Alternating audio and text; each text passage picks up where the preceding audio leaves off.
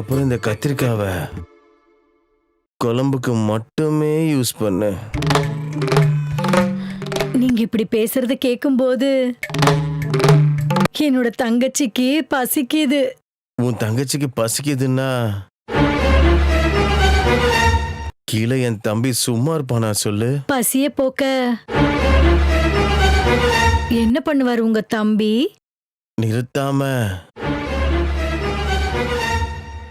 உன் தங்கச்சிய கதற விடுவான். அந்த மாதிரி கதற விடுறதுல என் தம்பி ஆஸ்கார் அவார்ட் ஜெயிச்சிருக்கான். ஓ, உங்க தம்பி அதுல ஆஸ்கார் அவார்டு வாங்கியிருக்கானா? என் தங்கச்சிய கூட ஆஸ்கார் லெவலுக்கு சந்தோஷப்படுத்துவானா?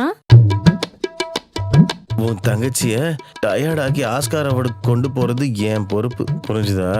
நீங்க அப்படி பண்ணுனீங்கன்னா ரொம்ப சந்தோஷமா இருக்கும் மாமனாரே. 100% சந்தோஷத்தை கொடுப்பேன் நானு உன் தங்கச்சிக்கு. விடுதலை, என்னோட தங்கச்சிக்கு விடுதலை. என் போராட்டத்தை பார்த்து என் தங்கச்சியோட போராட்டத்தை அடக்க வந்த உங்களுக்கு என் தங்கச்சி உங்களுக்கு எப்போதும் உண்மையா இருப்பா மாமனாரே. ஆஹா, அப்ப வா போலாம். பெட்டு மேல நம்ம போராட்டத்தை ஆரம்பிக்கலாம். இருங்க மாமனாரே, பெட்டெல்லாம் சரி பண்ணிட்டு வந்துடுறேன்.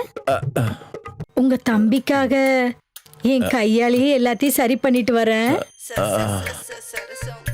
என் தம்பி எல்லாம் ரெடி பண்ண தேவையில்லம்மா. ஆல்ரெடி அவன் ரெடி ஆயிட்டான். ஐயோ, உங்க தம்பி ரெடியா இருக்கான்னு சொன்னதும் என்னோட தங்கச்சி துள்ளி குதிச்சுக்கிட்டு இருக்கா.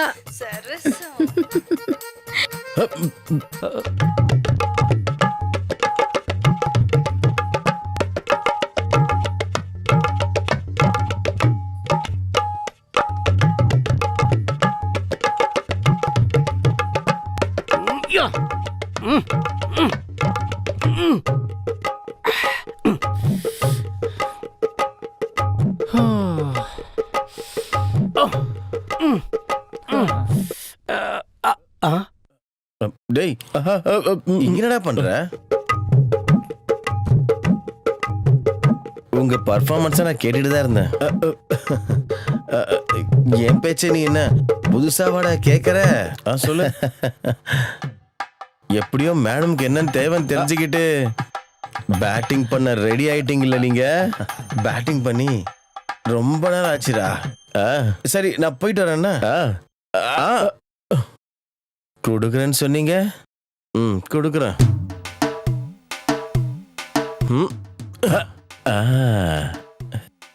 சரி,